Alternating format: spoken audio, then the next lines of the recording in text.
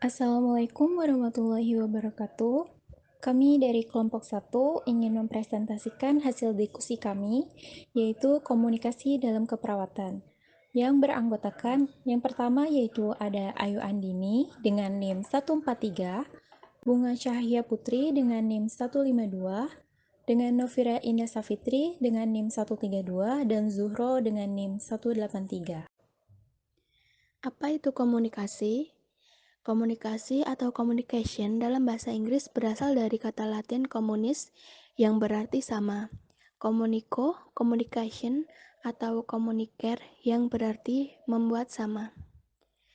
Komunikasi merupakan proses yang khusus dan berarti dalam hubungan antar sesama manusia.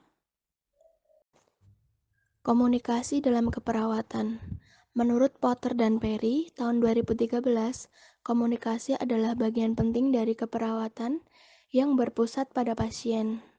Komunikasi tim yang efektif dan keterampilan kolaborasi sangat penting untuk memastikan keselamatan pasien dan perawatan pasien agar tetap terjaga dengan baik. Komunikasi dalam hubungan interpersonal. Menurut Potter dan Perry, tahun 2013, komunikasi adalah sarana untuk membangun hubungan perawat dengan klien. Perawat dengan keahlian dalam komunikasi mengekspresikan perhatiannya melalui 1. Meningkatkan rasa peduli terhadap diri sendiri dan orang lain. 2. Memberikan dan menerima pernyataan positif dan negatif. Yang ketiga, meningkatkan hubungan saling percaya. Yang keempat, menanamkan kepercayaan dan harapan. Yang kelima, menyediakan lingkungan yang mendukung. Yang keenam, membantu pemuasan kebutuhan manusia. Yang ketujuh, mengembangkan ekspresi spiritual. Tingkat komunikasi. Yang pertama, komunikasi intrapersonal merupakan bentuk komunikasi yang kuat yang terjadi dalam diri individu. Biasa disebut juga self-talk, self-verbalisasi, atau pikiran batin. Yang kedua, komunikasi interpersonal merupakan interaksi yang dilakukan oleh dua orang yang sejajar. Yang ketiga, komunikasi transpersonal merupakan interaksi yang terjadi dalam domain spiritual seseorang. Yang keempat, komunikasi kelompok kecil merupakan interaksi yang terjadi ketika beberapa orang bertemu. Jenis komunikasi ini biasanya diarahkan dan membutuhkan pemahaman tentang dinamika kelompok.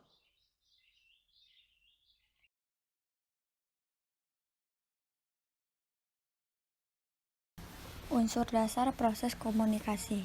Referensi. Referensi memotivasi seorang untuk berkomunikasi dengan orang lain guna untuk mengetahui stimulus yang memulai komunikasi, memungkinkan perawat untuk mengembangkan dan mengatur pesan secara lebih efisien.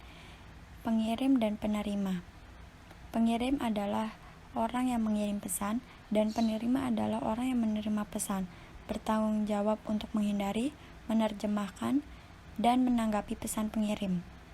Pesan atau informasi merupakan keseluruhan apa yang disampaikan oleh pengirim. Channel adalah sarana untuk menyampaikan dan menerima pesan melalui indera visual, pendengaran, dan sentuhan. Selanjutnya masih unsur dasar proses komunikasi. Yang pertama, umpan balik. Umpan balik adalah pesan yang dikembalikan penerima. Ini menunjukkan apakah penerima memahami makna pesan pengirim.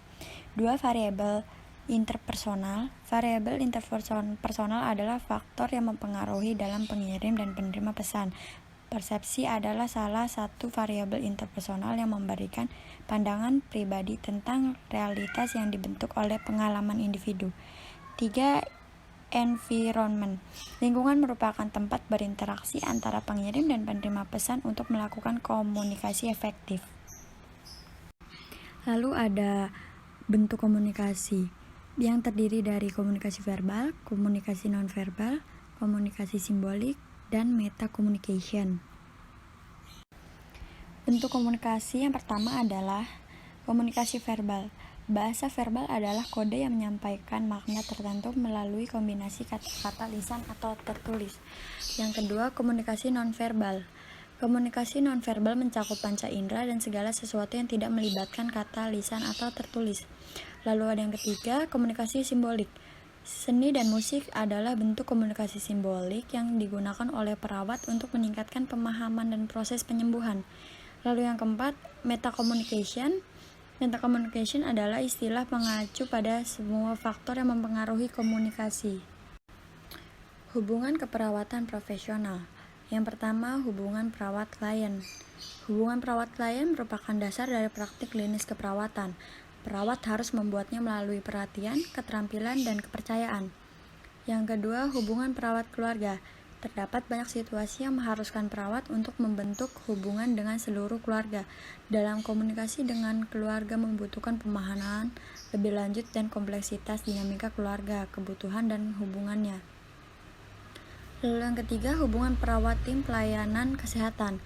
Perawat tim pelayanan kesehatan komunikasi lebih berfokus pada membentuk tim, fasilitas proses kelompok, kolaborasi, konsultasi, delegasi, supervisi, kepemimpinan, dan manajemen. 4. Hubungan perawat komunitas.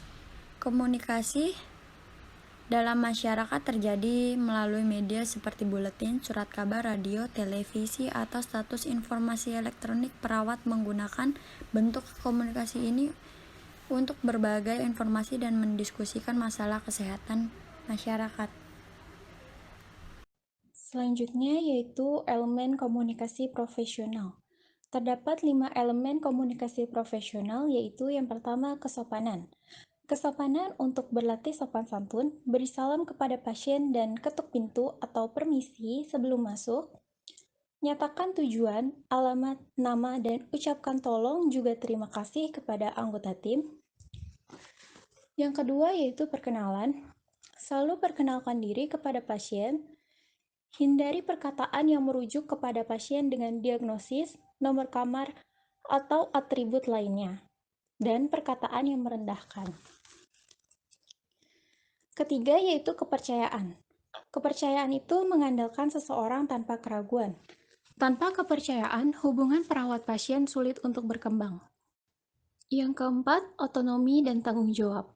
Perawat profesional membuat pilihan dan menerima tanggung jawab atas hasil dari tindakan mereka. Dan yang terakhir adalah ketegasan.